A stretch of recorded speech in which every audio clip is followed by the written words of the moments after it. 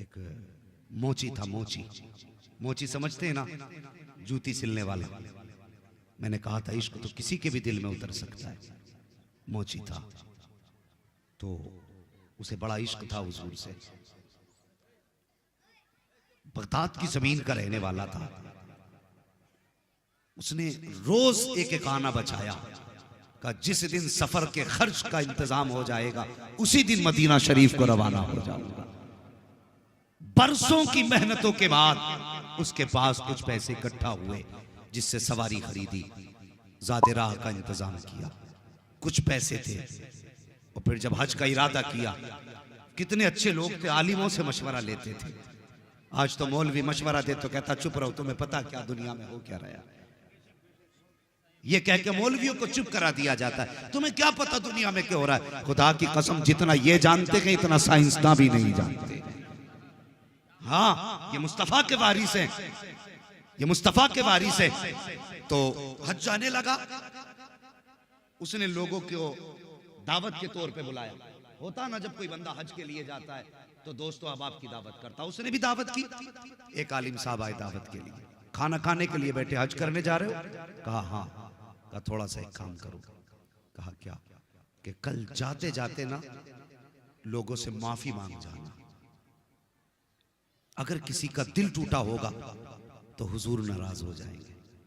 कभी हमें ख्याल आया हम हज को जा रहे हैं, माँ की खैरियत पूछी कि नहीं पूछी? बंदा उम्रे के चक्कर पे चक्कर लगा रहा है, माँ को 10 रुपए की दवा दिलाने की तौफीक नहीं। तुम्हें क्या लगता हुजूर ऐसे उम्रे को कबूल करेंगे? मुझे बताओ तो सही। आज बेटा माँ के 10 रुपए की दवा दिलाते वक्त माथे पे कितनी लकीरें डाल के कहता कितने खर्चे उठाऊं मैं। हर साल उम्रे को जाने वाले, माँ बाप को दवा ना दिलाने वाले, सच बता तू उम्रा करने क्यों गया था? सिर्फ इसलिए ताकि दुनिया तुझे कहे ये वो है जिसका महीना मदीने में गुजरता है। दुनिया के नामो नमूद के लिए, दुनिया में तू अपनी वाह हासिल करने के लिए। ओ भाई, किसी का दिल दुखा के ना जा, दिल दुखा के ना जा। वो कहने लगे सुन, कहां जा रहा है? कहा हज के लिए। कहा सुबह सबसे पहले माफी मांग लेना, कहीं किसी को अनजाने में तुझसे तकलीफ ना पहुंची हो। सुबह उठा, सबके दरवाजे पे गया, शहर के बाहर माफी मांगते मांगते एक दरवाजे पे पहुंच गया। खटखटाया, कौन? कहने लगा मैं। अपना नाम बताया उसने। किस लिए आए हो? कहा मदीना शरीफ जा रहा था, बस माफी मांगने आया हूं, कोई खता हो गई हो तो माफ कर देना। अंदर से खातून की आवाज आई, हमारे घर में कोई मर्द नहीं है। तो ये सुन के आप कहने लगे क्या हुआ मर्दों को?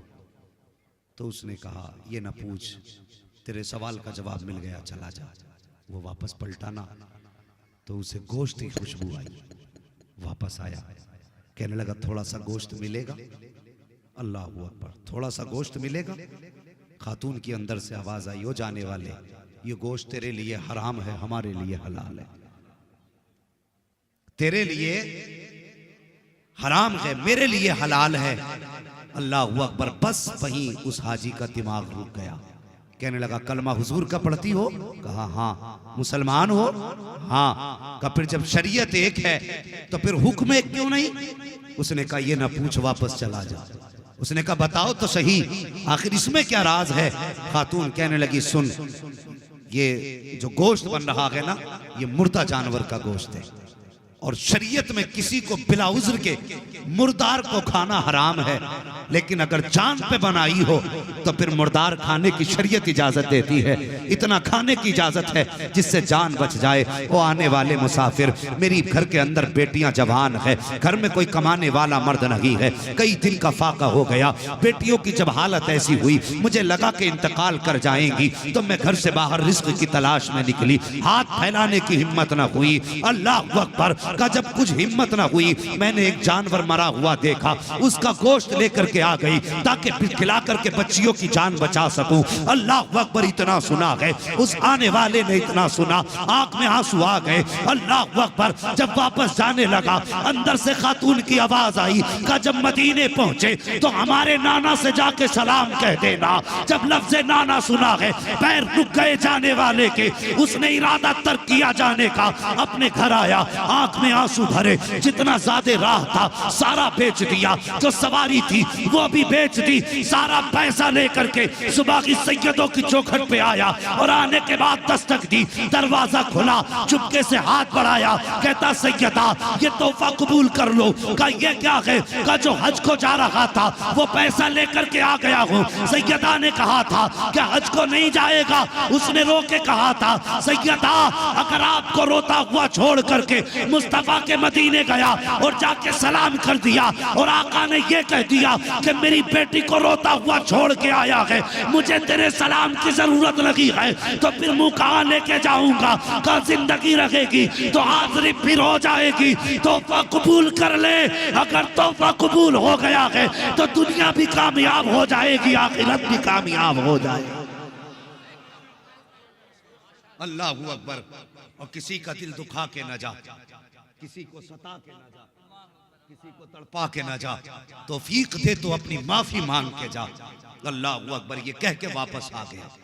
जब घर आया बीवी कहने लगी सरताज तुमने सितम कर दिया। कहा क्यों? कहा वहां तो नसीब से लोग जाया करते हैं और तुमने जाते जाते जानबूझ के सफर खत्म किया। पूरी कहानी बीवी को बता दी, लेकिन गांव वालों को क्या बताता, मोहल्ले वालों को क्या बताता? राज था मुस्तफा की बेटी का, किससे खोलता, किसे बताता कि मैंने हुजूर की बेटी को अपना पैसा दे दिया? हिम्मत ने जवाब दे दिया, चुप हो के बैठ गया।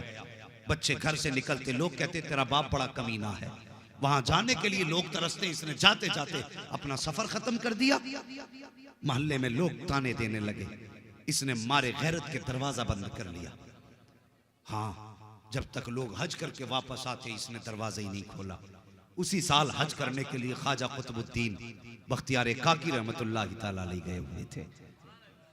हाँ, जब आने की रात आई ना वापसी की, तो जो आपके साथी थे कहने लगे हजरत चलें शॉपिंग कर लें, कुछ सामान खरीद लें यादगार के तौर पे। आप कहने लगे जाओ तुम्हें सामान खरीदना है खरीद लो।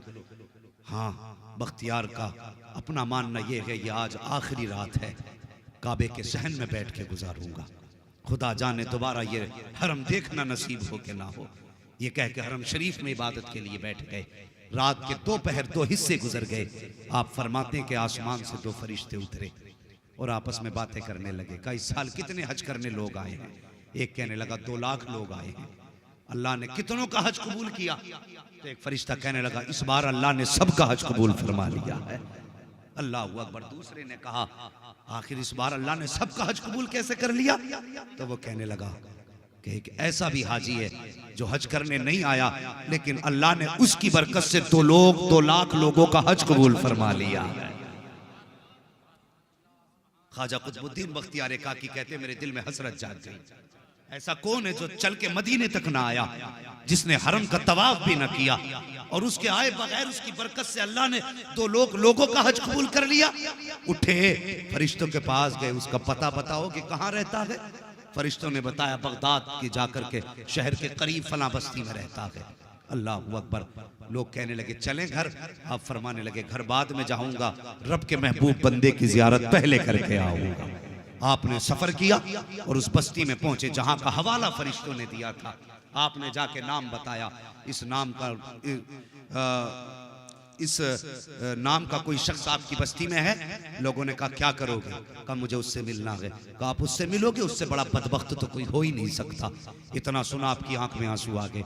फरमाने लगे लोगों तुम नहीं जानते उसके बारे में जितना मैं जानता हूं, उसे गाली ना दो। कहा हजरत जी बात गाली की नहीं, ये वो बदबख्त है जो मंजूरी के बावजूद ना गया, उसे गाली न दे तो क्या कहे। फरमाते तुम क्या समझते हो, मुझे उसके घर का पता बताओ। ख्वाजा कुतुबुद्दीन बख्तियार काकी उसके घर का पता पूछ के दरवाजे पे गए। दरवाजा बजाया, अंदर से आवाज आई, कौन?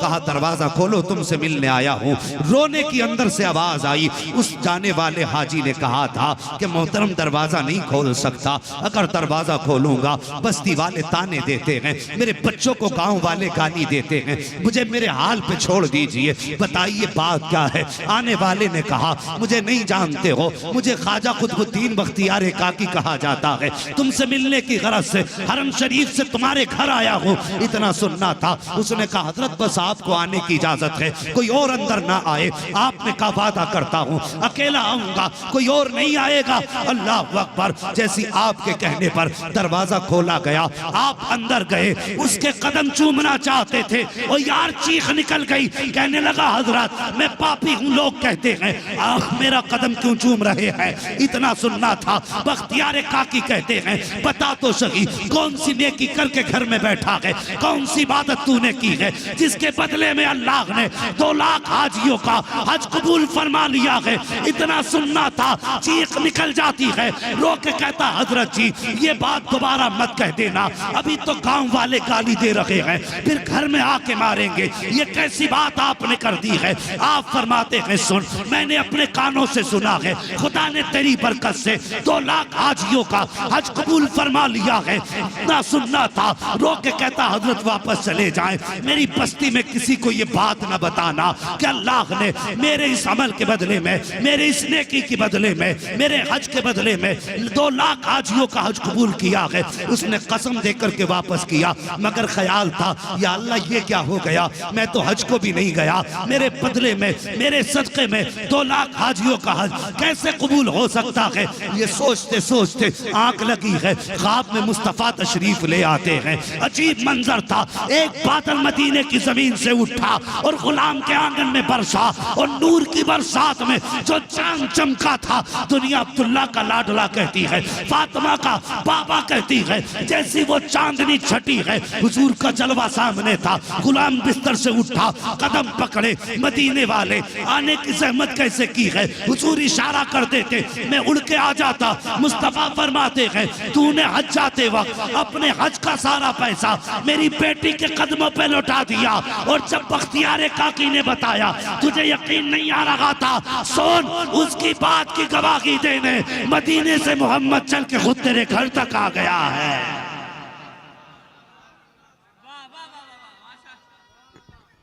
अल्लाहु अकबर, या रसूल अल्लाह, जिंदाबाद जिंदाबाद, या रसूल या रसूल, ताजु शरिया ताजु शरिया ताजु शरिया ताजु शरिया शरिया ताजु शरिया ताजु शरिया ताजु शरिया, या इश्क तेरे सदके जलने से छुटे सस्ते, जो आग बुझा देगी वो आग लगा। क्या कहने, माशाअल्लाह।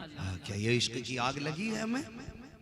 और कभी हम उठ के रोए तो कभी बिजनेस के लॉस पे रोए, कभी हम रोए तो किसी नुकसान पे रोए, कभी हम रोए तो फसल की बर्बादी पे, कभी हम रोए तो अपनी खेती के नुकसान पे रोए।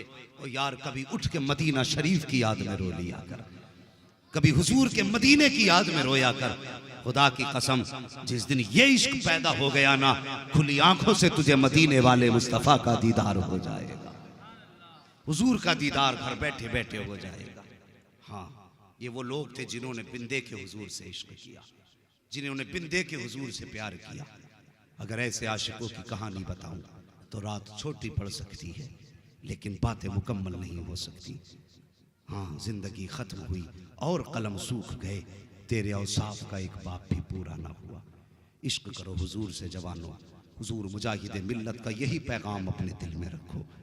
हाँ, इश्क करो।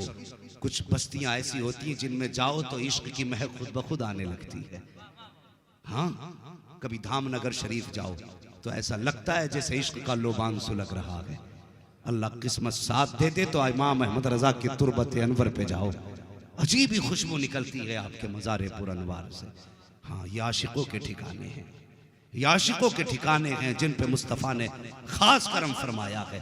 और कभी मुरादाबाद आना हो जाए, हुजूर सदरुल्लाह फाजिल की चौखट पे आ जाओ, आके देखो उनकी चौखटों पे। वाह वाह खुदा वाह की कसम, माशाअल्लाह ये वो बारगाहें हैं जहाँ पे जाहिर भी सवारे जाते हैं, बातिन भी सवारे जाते हैं। माशाअल्लाह।